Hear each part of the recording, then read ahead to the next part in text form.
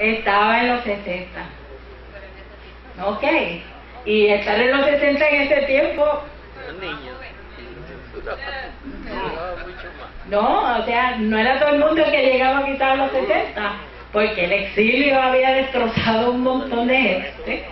Las invasiones destruyeron a un montón de artesanos israelitas. O sea, esa explicación de ese contexto histórico o la del pastor más adelante, si es que él escoge también esa vía, pero para que ustedes vean cómo uno leyendo la palabra, claro, no todo esto lo saca uno leyendo solo. Uno se pone a estudiar la palabra en conjunto con otras referencias bíblicas, tenga su concordancia bíblica, tenga su diccionario bíblico, su diccionario teológico, tenga comentaristas bíblicos responsables, y a medida que le va entreteniendo algo o le va gustando algo de la Biblia, usted busca la referencia y encuentra y se da el gusto de saber las cosas. Y uno dice entonces, ¿cómo es que uno desarrolla esa claridad de pensamiento en el Señor? Y es que esto es lo que uno hace.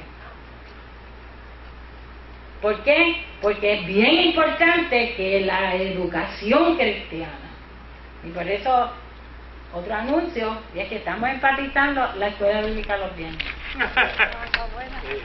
¿Ok? Gracias, hermano. O sea, por lo...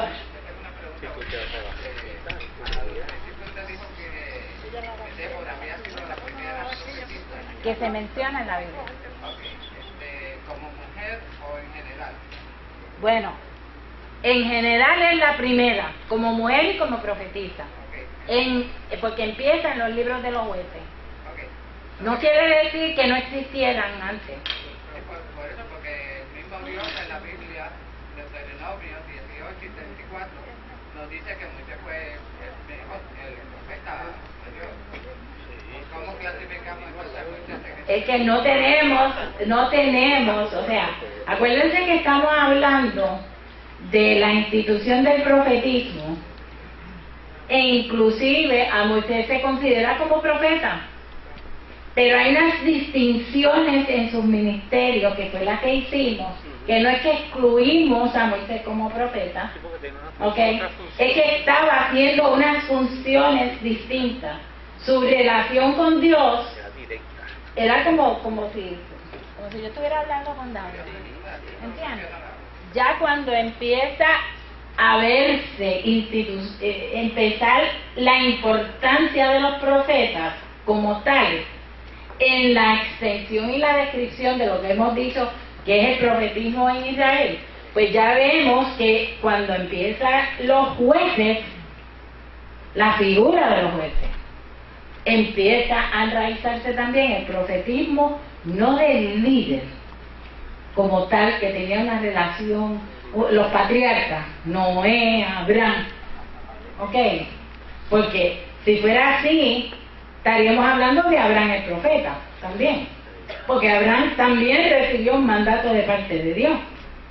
Vete, ¿y cómo se lo dijo? ¿Cómo lo entendió? ¿Qué sé yo? O sea, yo no lo sé. Y él obedeció. Yo no le puedo decir que la Biblia dice que fue que se le apareció. En algunos instantes dice que se le apareció a Jacob alguien, un ángel, esto. Pero en el caso de Abraham no se dice.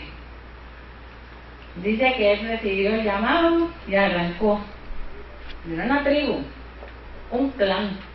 Acá ya estamos hablando de una nación, ¿ok? Que ya está en otra etapa de su historia. Así que usted tiene razón en mencionar a Moisés como profeta, pero el profetismo bíblico, el problema que tenemos a veces con Moisés como profeta es que el islamismo acepta a Moisés y a Abraham como profeta, pero extiende a Jesús como profeta, pero no como Salvador. ¿Ok? Porque es más fácil reconocer a estas figuras como profetas. Por eso dice que quién es el profeta mayor en el islamismo. Mahoma. Mahoma. porque descartan. ¿Ok? Según ellos, hermano, pone al mismo nivel de Moisés. Exacto. Sí. no, según ellos Jesús profetizó que Mahoma Sí, o sea, Sí. las locuras de siempre.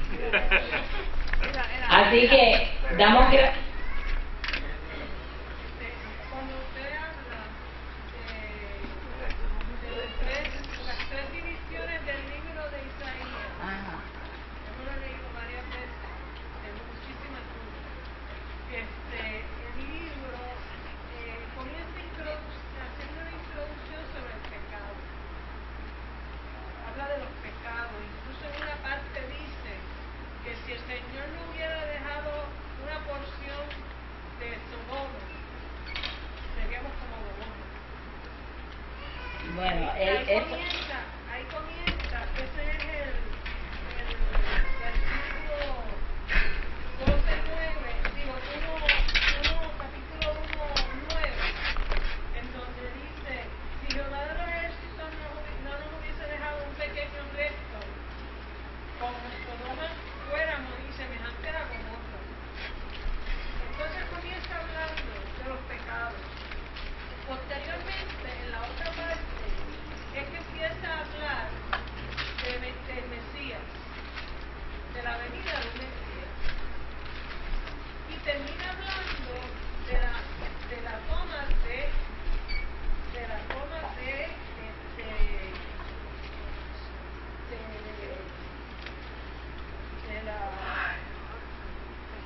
del exilio nuevamente, el segundo exilio, ya comienza hablando de esas tres partes. Lo que pasa es que para esta lección, o sea, para esta introducción, a mí me hubiese fascinado, porque lo tengo en uno preparado, los temas teológicos generales de Isaías. Obviamente no lo puedo dar y tal vez no lo puedo dar, ok, pero, por ejemplo, en el caso que ella menciona, que habla acerca, acuérdense que estos oráculos que se hablan, o sea, se usan unas imágenes para referirnos a cuál es la condición de la ciudad. Si uno fuera a tomar la parte primera de Isaías, que describe precisamente lo primero que empieza hablando, es de la conducta en la ciudad. Y a mí me fascina este tema, porque Isaías es de Jerusalén. Nos dan los eruditos y las pistas que tenemos es que él no se cría en el campo. Así que el tema de Isaías es de Jerusalén, la ciudad. Así como otro tema principal en Isaías es el mesianismo. ¿Ok?